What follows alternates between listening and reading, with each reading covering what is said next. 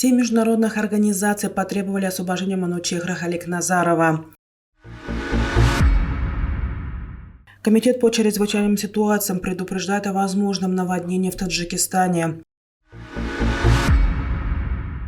В Беларуси начали проверку боеготовности. Сегодня ночью Россия нанесла новые удары дронами по Украине. 7 международных организаций, в том числе Международное партнерство за права человека, Всемирная организация против пыток и Норвежский Хельсинкский комитет потребовал от властей Таджикистана немедленного и безусловного освобождения юриста Манучехра Халикназарова. Верховный суд Таджикистана в декабре 2022 года приговорил председателя Ассоциации юристов Памира к 16 годам колонии по обвинению в организации преступного сообщества и организации деятельности экстремистской организации. Манучехр Халикназаров отказался признать себя виновным. Бриджит Дюфур, директор бельгийской организации «Международное партнерство за права человека», в опубликованном 3 апреля совместном заявлении назвала Манучехра Халикназарова выдающимся правозащитником и борцом за справедливость. Тюремное заключение Манучехра Халикназарова – это позор. Каждый день, который проводит он за решеткой, свидетельствует о продолжении ухудшения ситуации с правами человека в Таджикистане, отмечает госпожа Дюфур. Манучехр Халикназаров, глава Ассоциации юристов Памира, член коалиции гражданского общества против пыток и безнаказанности в Таджикистане и комиссии 44, был задержан в мае прошлого года в Хароге вслед за событиями в Горно-Бадахшанском автономной области.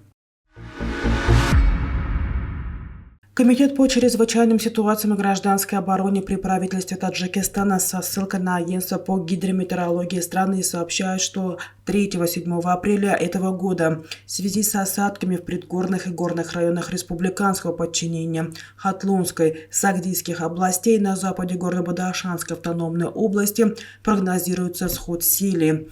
Отмечается, что 4-6 апреля текущего года на реках Яхсу, Кызылсу и рек, стекающих с южных склонов Гисарского хребта, сохраняется опасность повышения уровня воды. КЧС сообщает, что в связи с выпадением интенсивных осадков возможно возникновение следующих чрезвычайных ситуаций. Возможно увеличение количества ДТП на трассах, особенно в предгорных и горных участках дорог. Возможно подтопление населенных пунктов дождевыми водами в случае неисправности дренажной системы и силы отводов. И возможное подтопление отдельных участков дорог, пониженных мест интенсивным ливневым стоком, подъем уровня воды в малых реках с подтоплением подворий, дорог, сельхозугодий и хозяйственных построек, расположенных в низменных участках. С целью защиты домов и приусадебных участков от последствий силы КЧС просит население прочистить все реки и канавы, находящиеся рядом с их домами. Кроме того, КЧС предупреждает, что непогода может спровоцировать повреждение линий электропередачи, повал деревьев, повреждение кровель домов, широкоформатных и слабо укрепленных рекламных конструкций. Также неустойчивая погода осложнит выпас и содержание скота на пастбищах. В Беларуси началась проверка боеготовности вооруженных сил республики по поручению президента Александра Лукашенко. Об этом сообщила пресс-служба Министерства обороны страны в телеграм-канале. Уточняется, что мероприятие носит комплексный характер. Согласно сообщению ведомства, они позволят определить способность командиров управлять воинскими частями и подразделениями, когда их приводят в высшей степени боевой готовности.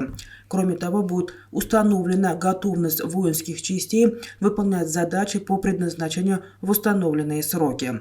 В Минобороны Беларуси отметили, что проверкой руководит Государственный секретариат Совбеза Республики.